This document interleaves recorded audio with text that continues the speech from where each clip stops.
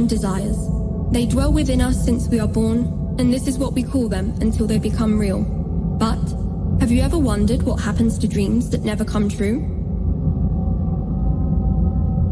Prieto awoke in the same spot again.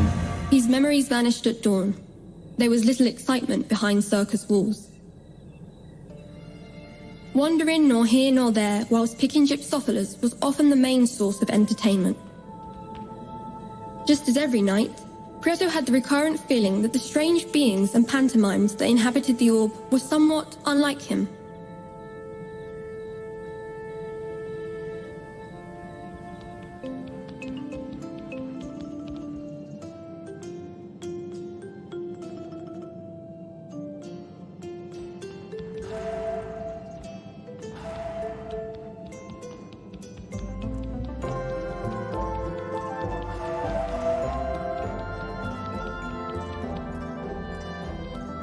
Clowns are said to hide sadness behind their disguise.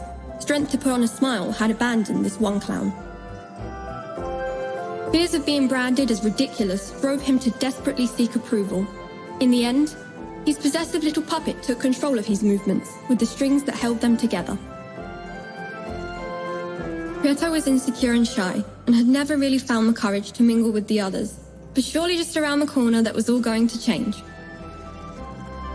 Looking at the clown, Prieto came to realize that there was something he wanted to say, but the puppet wouldn't let him. What if he just cut the strings?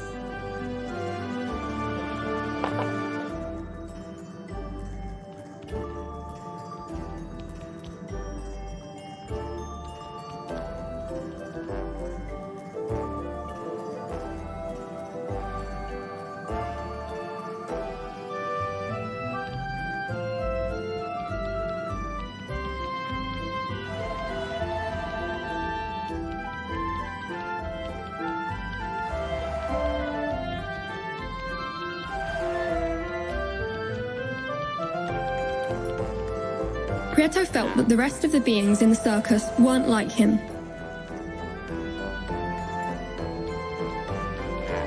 The strange beings in the circus would do the same thing night after night, like clockwork. The more he stared at them, the more out of place Prieto felt.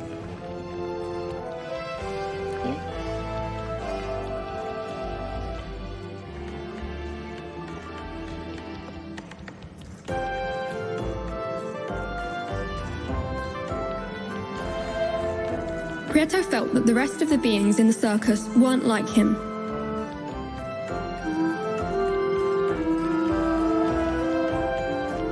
The strange beings in the circus would do the same thing night after night, like clockwork.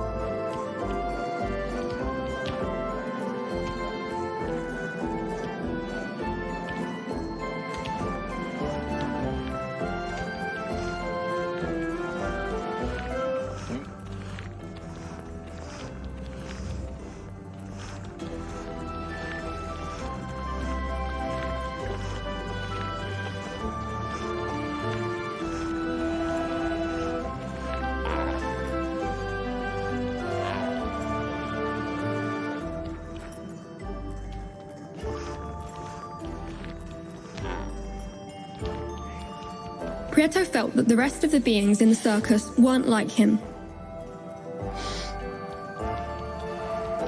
While Prieto pondered over how to free the clown, he encountered greasy, obese Gran Mac, who, as he usually did, was milking his poor skinny cow. Greed is a bottomless pit, a never-ending effort which never provides true satisfaction, and Gran Mac was the epitome of a greedy soul. He found utmost joy in storing all kinds of objects, for they were his most cherished treasure. He boasted to others about them and took displeasure in seeing them touched by hands that were not his own.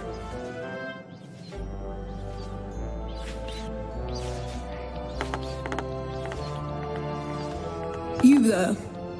Why do I see you lurking around here? Look at the mess you've made, spat Grand Mac. Prieto, a little scared, dared not move. You are jealous of my wealth, are you not? Said Grand Mac. Prieto timidly glanced at Grand Mac's prized possessions. An old pair of scissors caught his eye. 2 colleagues walk into a beat, big round eyes, and long feet, said Grand Mac. Prieto, eyes fixed on the scissors, did not utter a word. In view of this, Grand Mac said, Are you dumb, or you just cannot talk? Do you like my scissors? If you want them, you will have to give me something precious in return. Round like a saucer, unaffected by blows, and relentless bouncer.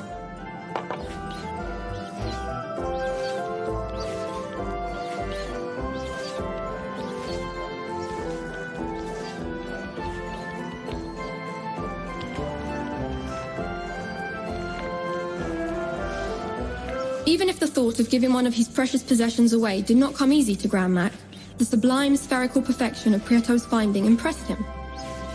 After some hesitation, Grand Mac decided on offering a truce.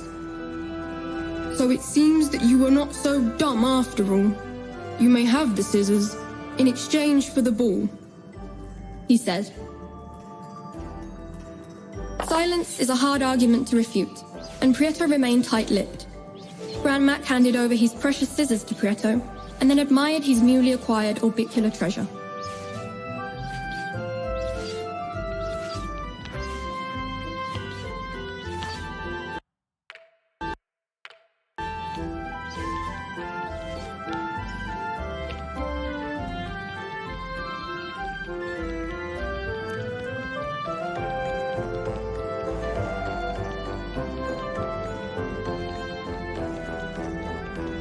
Prieto returned to the clown's house.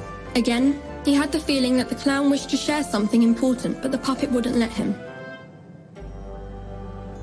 Armed with his scissors and guided by his kind heart, Prieto decided to cut the strings that held the clown captive.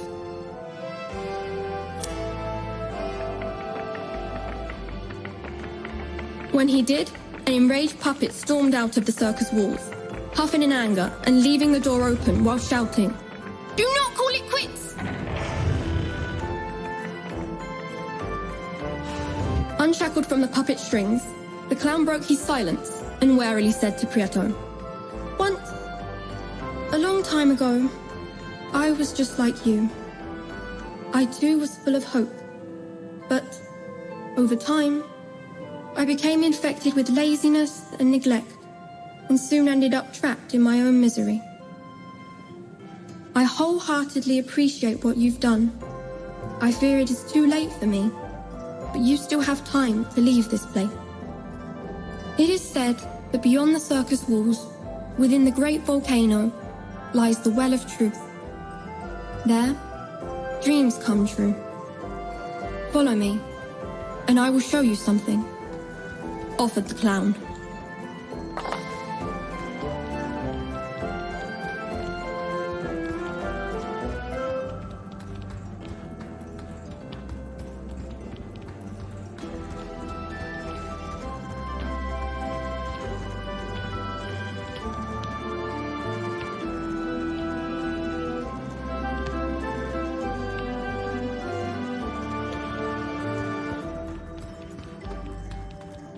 Prieto felt that the rest of the beings in the circus weren't like him.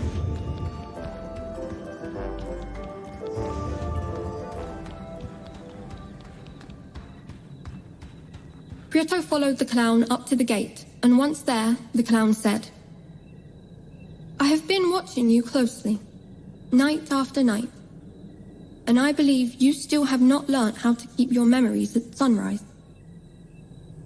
Do you see that circular stone on the floor? It is a memory stone. There are many of them spread out throughout the orb. If you place yourself on top of one at dawn, time will begin to accelerate. Try it for yourself, and you will slowly see that when the sun rises, you will no longer feel lethargic, nor will your memory fail you."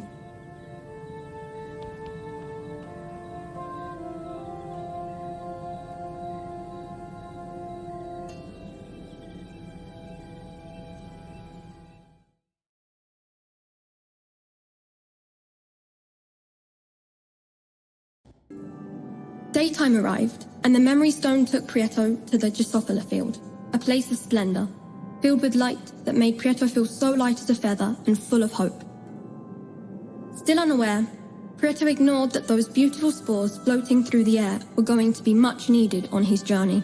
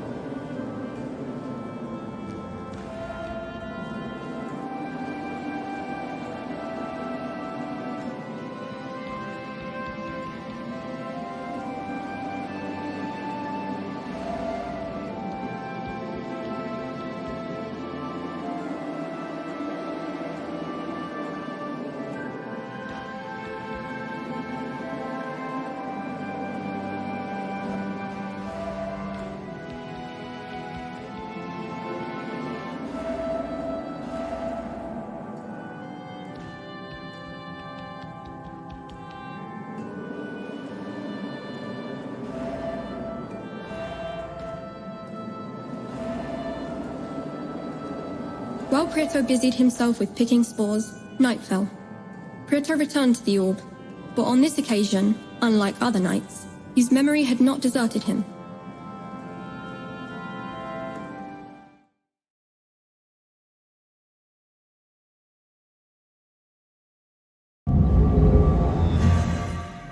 The clown stood next to the memory stone and, determined to help Prieto, remarked, "I see you have not been idle in the Drosophila field. You have handpicked quite a few spores.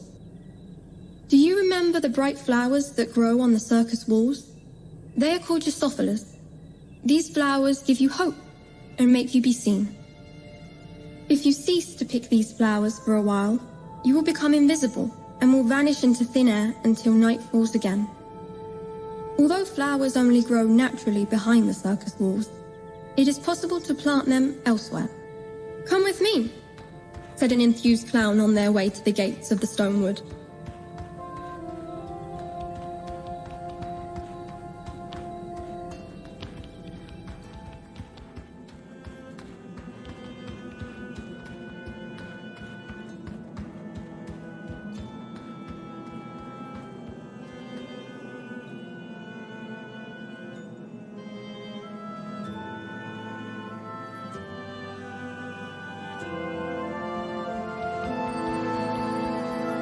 An intrigued Prieto kept track of the clown.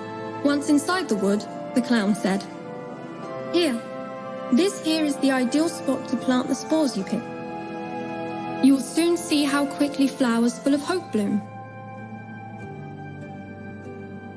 Prieto did as he was told and planted a spore. In no time at all, bright flowers sprung up from the soil. The clown, full of excitement as he had once been before, said to Prieto, "If you so desire to explore the orb, you ought to learn how to administer the spores correctly. I have marked out specific areas of the wood that are suitable for cultivation. If you plant seeds in these areas, you should be able to visit the flank. They tend to contradict themselves a fair bit, but the truth of the matter is, they hold many secrets regarding the orb. Not far from where they live lies a big stone heart. It is said to hold a secret within." Prieto entered the stone wood guided by the glimmering spots the clown had marked out to plant Drosophilas.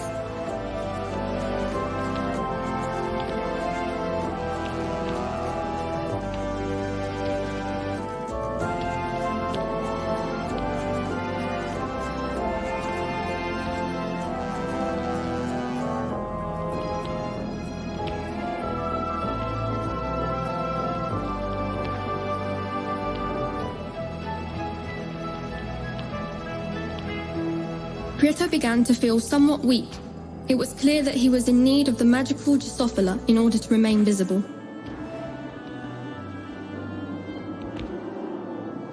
Prieto planted a spore, and it instantly grew into a plant. When he picked it from the ground, he noticed a renewed sense of hope from within, which spurred him onwards.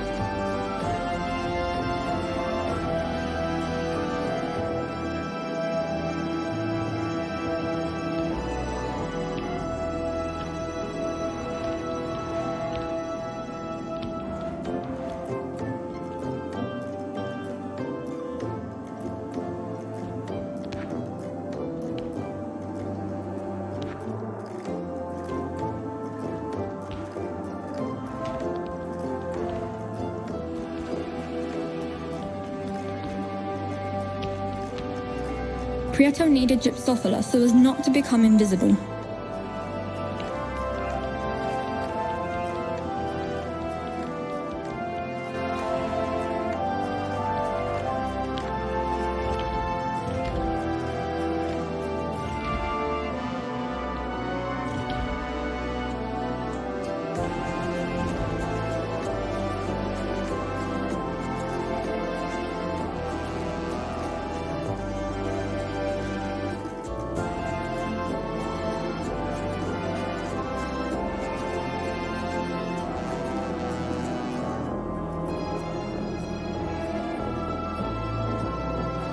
The effect of the Gypsophila was fading, and Prieto began to feel somewhat weak.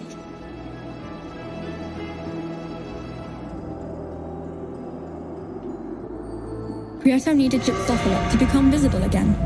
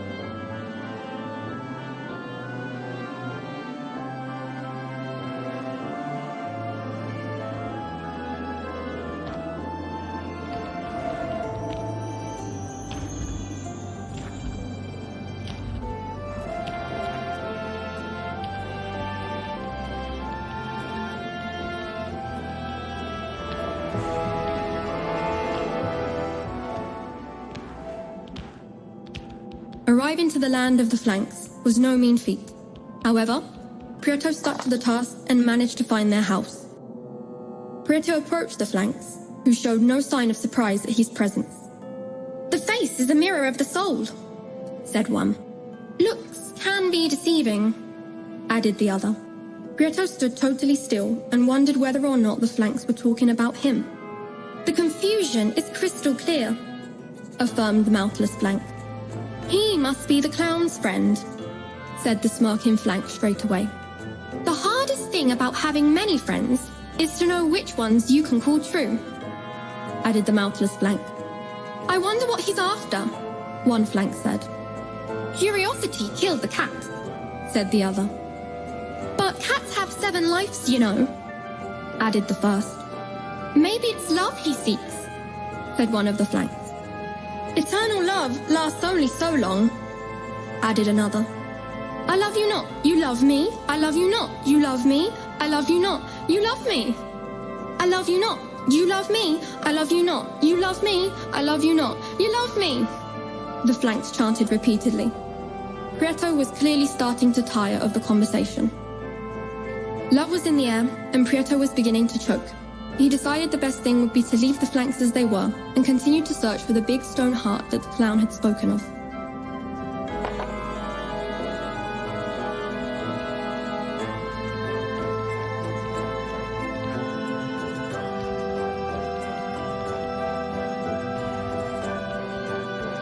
A big flower, some tiles, and a huge stone heart. Prieto thought that if they did hide a secret, the flanks had not been of much service to him.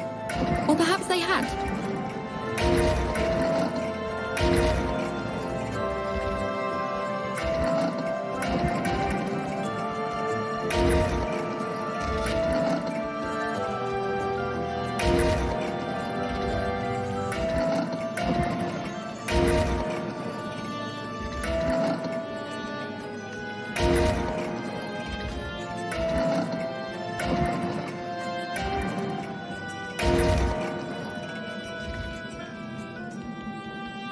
Prieto became invisible.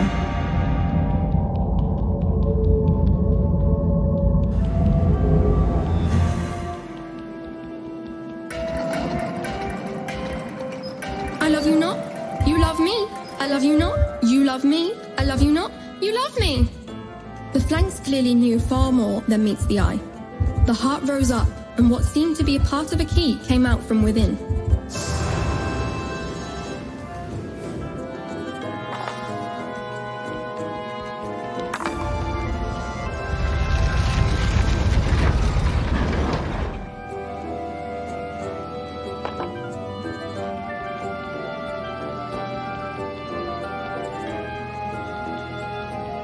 Prieto left the stone wood as dawn was fast approaching.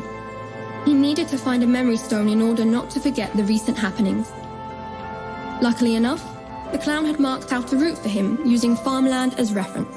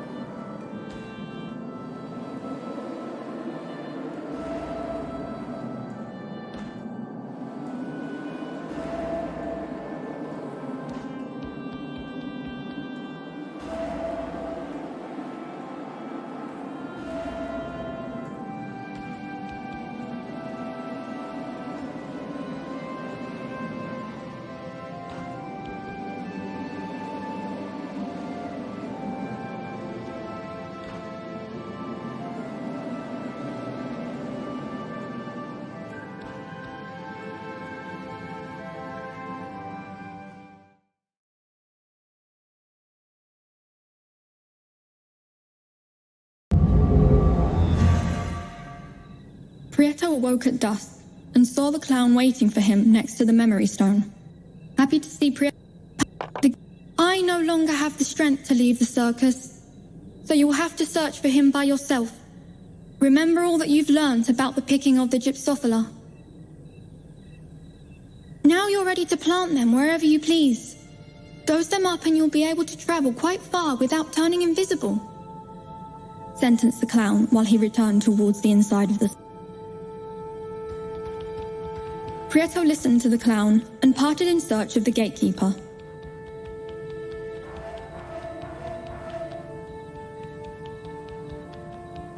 Once he got close to one of the doors that sealed the different areas of the orb, Prieto saw a different being of a greenish color that walked about naked. It was the gatekeeper.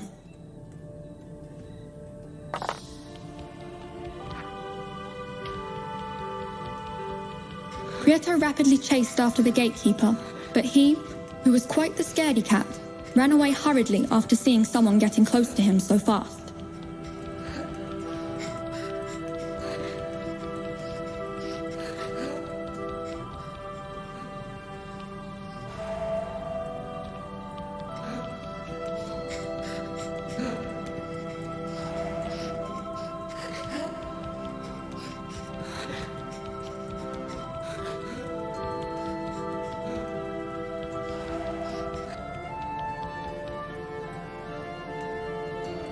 Prieto rapidly chased after the gatekeeper, but he, who was quite the scaredy cat, ran away hurriedly after seeing someone getting close to him so fast.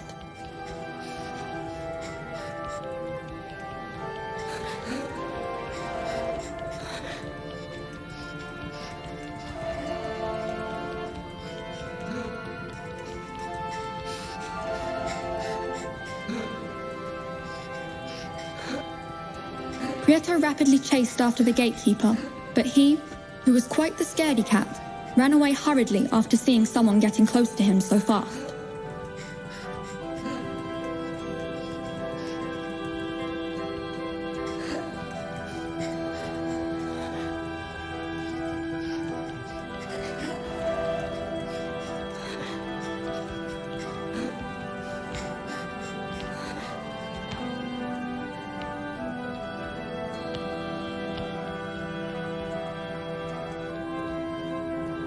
Prieto rapidly chased after the gatekeeper, but he, who was quite the scaredy cat, ran away hurriedly after seeing someone getting close to him so fast.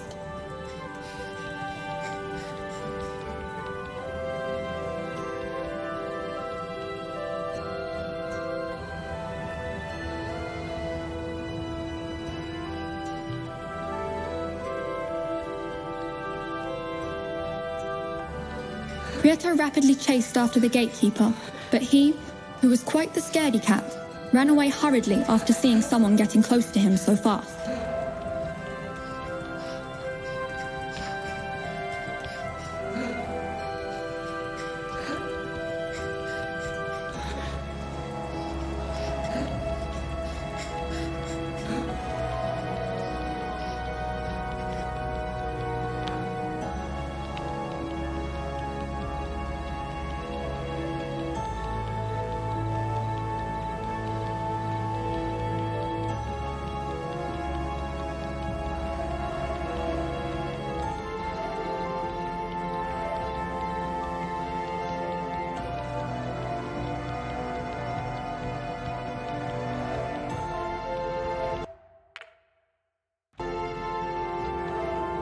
Prieto gathered 100 gypsophila petals that magically turned into a spore.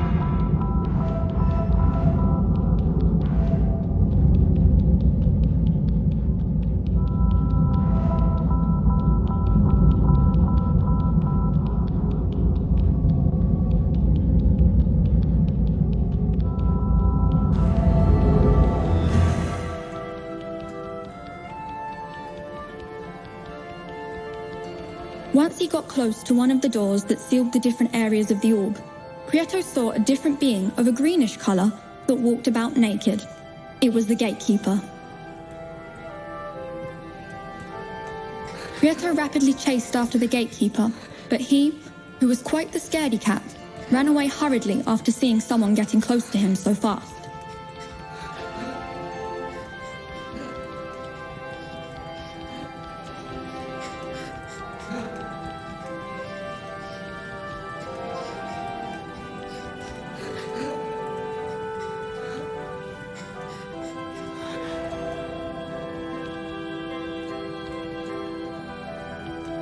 Prieto rapidly chased after the gatekeeper, but he, who was quite the scaredy cat, ran away hurriedly after seeing someone getting close to him so fast.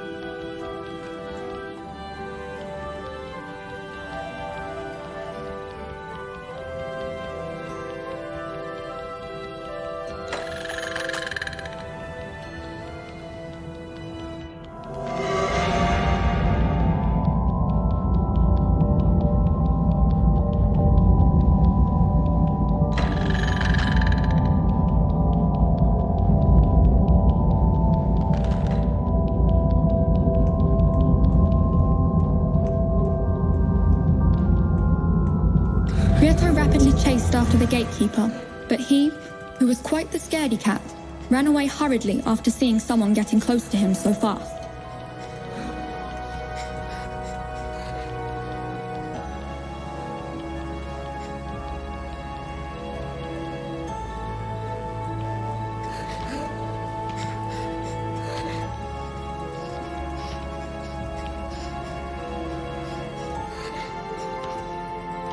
Prieto rapidly chased after the gatekeeper, but he, who was quite the scaredy cat, ran away hurriedly after seeing someone getting close to him so fast.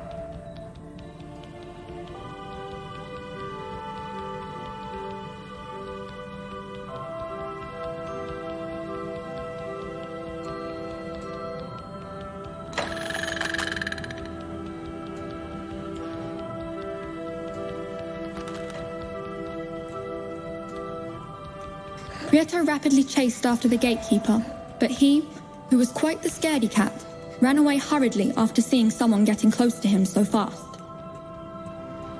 Prieto was able to not frighten the gatekeeper by walking slowly towards him. "What a fright! I thought you was one of the devourers of souls," said the gatekeeper. Prieto trembled at the thought of a devourer of souls and asked himself what the gatekeeper meant by that. The gatekeeper, who saw the grimace on Prieto's face, told him, "Have you never seen a devourer of souls? There are many behind this door, but only I know how to open it." Prieto wasn't excited to meet the devourers of souls, but knew that if he wanted to explore the orb and find the well of truth, he needed to open the door, even if the gatekeeper wasn't willing.